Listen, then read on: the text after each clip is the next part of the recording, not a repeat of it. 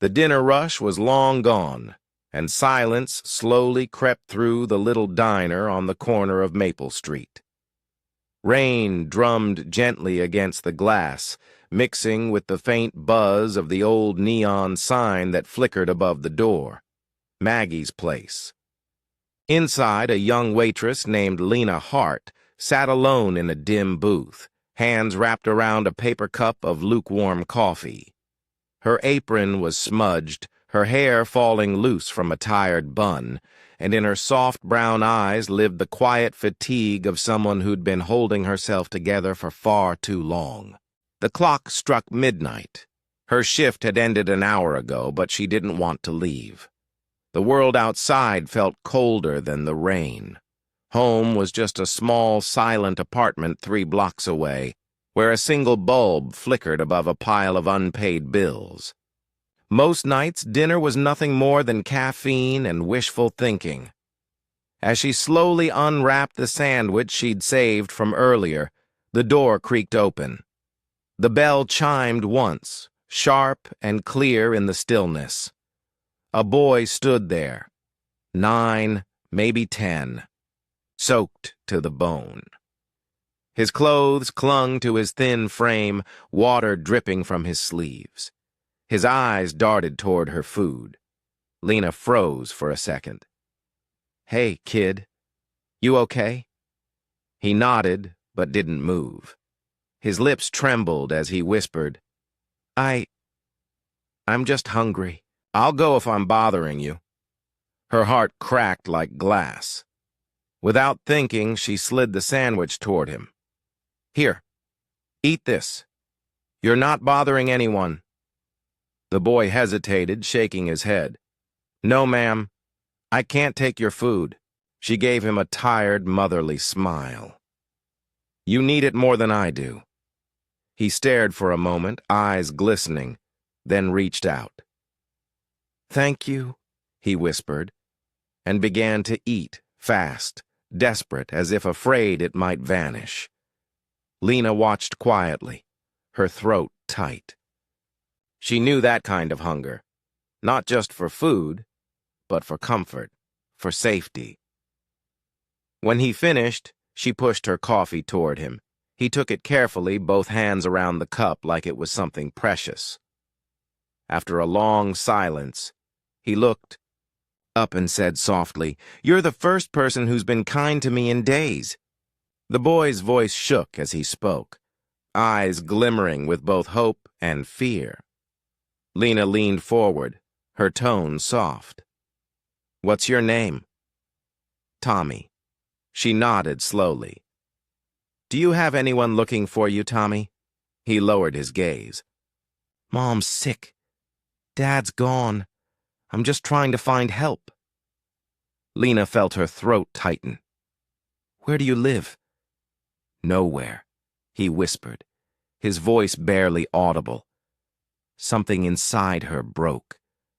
Without another word, she pulled off her worn coat and wrapped it around his trembling shoulders. "You're not sleeping on the streets tonight," she said gently but firmly. He blinked, disbelief flickering in his eyes. "Really?" "Come on." She smiled faintly. "Let's catch the CTA. Tonight, kindness gets the first seat." Before we go further, if stories of simple kindness touch your heart, hit that like button, share your thoughts in the comments, and subscribe to Whispers of Kindness. Because sometimes one small act can change everything. They walked together through the rain, her arm protectively wrapped around him. Streetlights shimmered across the wet pavement, and for a moment the night didn't feel so cold. When they reached her small apartment, Lena made him a makeshift bed from old blankets on the couch. Then she heated her last packet of soup, watching as he ate with quiet gratitude that said more than words ever could. That night, Lena barely slept, half from worry, half from peace. For once she felt she'd done something good, something right. But by morning, the boy was gone. On the couch, she found a small folded note written in shaky handwriting. "Thank you, Miss Lena. You're the nicest person I've ever met. I'll never forget you." She smiled sadly, holding the note close. Maybe he'd just moved on. Life had a way of taking people away before you were ready. Days passed. Work continued. The bills stacked higher, and her landlord's voice grew colder with every reminder. Still, she kept that little note tucked, safely in her apron pocket, a small piece of proof that kindness, even unnoticed, still mattered. Then one gray morning, as she was wiping down tables, the air shifted. Engines roared outside, a deep, powerful sound that made every head in the diner turn. Through the foggy windows, Lena saw them. A line of 20 black cars, sleek, polished, and imposing, pulling up right outside Maggie's place. Doors opened. Men in black suits stepped out one after another, forming a silent wall in the rain. Then, from the third car, another door opened. A tall man in a tailored coat stepped out slowly, scanning the diner with purpose. He stepped out of the car slowly, the rain seeming to pause around him. There was something about him, an aura of quiet power that didn't need to shout to be felt. The kind of presence that made people instinctively stand a little straighter. The entire diner fell silent. Forks hovered mid-air. Conversations froze. The man's eyes swept across the room until they stopped on her. "Miss Lena Hart?" Lena's heart skipped. "Yes?" He gave a single, curt nod. "Please come with us." Her fingers trembled around the rag she was holding. "Is something wrong?" "No, ma'am," one of the suited men replied softly. "Someone would like to meet you." Every head in the diner turned as she followed them out into the gray morning. Her thoughts raced. Was this about the boy? Had something happened to him? Outside, a chauffeur held open the door of one of the sleek black cars. Inside, the scent of leather and luxury filled the air, so foreign it almost made her dizzy. The man in the coat sat beside her, his voice calm but steady. "The boy you helped. His name isn't Tommy." Lena frowned. I don't understand." "His full name is Thomas Westfield III, he said. "He's the grandson of Elliot Westfield, one of the wealthiest men in the city. He went missing 2 days ago after slipping away from his caretaker. You found him. You fed him. You gave him shelter." Lena's pulse thundered in her ears. He didn't tell me any of that." The man gave a faint smile. He wouldn't. He wanted someone to care about him, not his last name. The car drove for 20 quiet minutes. The city skyline faded behind them, replaced by rolling green lawns, marble fountains, and gates taller than her apartment building. Lena pressed her hand to the window, whispering, "This can't be real." When the car stopped, an elderly man with silver hair and kind eyes approached, leaning on a cane. Behind him stood the little boy, Tommy, now dressed neatly in a fine suit, smiling from ear to ear.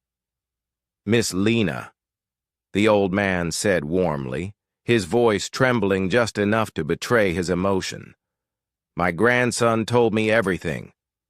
Lena's voice faltered. "Sir, I didn't do anything special. He was just hungry." The man smiled gently. "You gave him something money never could. Compassion." Her eyes filled. "I just wanted him to be okay." He reached into his coat pocket and handed her a white envelope, his hand shaking slightly. "You did more than you know," he said softly, "and I'd like to repay your kindness." Inside the envelope, Lena found a letter and a set of keys. Her breath caught. I don't understand." she murmured, looking up. The old man smiled and pointed toward the gardens, where a small but beautiful cottage stood nestled among the trees, sunlight glinting off its windows. "That's your new home, Miss Hart," he said gently. "Fully paid for. Inside the letter, you'll also find a check, enough to take care of your needs for a long time. You're part of our family now, if you'll accept." Lena's knees wavered. I can't accept this. I just gave him a sandwich."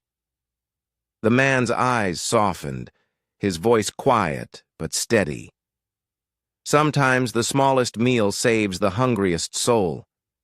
You didn't just feed him, Miss Hart. You reminded us all what kindness looks like when the world forgets." Before she could reply, the little boy ran to her and threw his arms around her waist. "I told you I'd never forget you," he said, voice muffled against her apron. Lena's tears spilled freely as she knelt to hug him back, holding him close. For the first time in years, she felt seen, not as a tired waitress, not as someone struggling, but as a human being who mattered. That was the second whisper of kindness.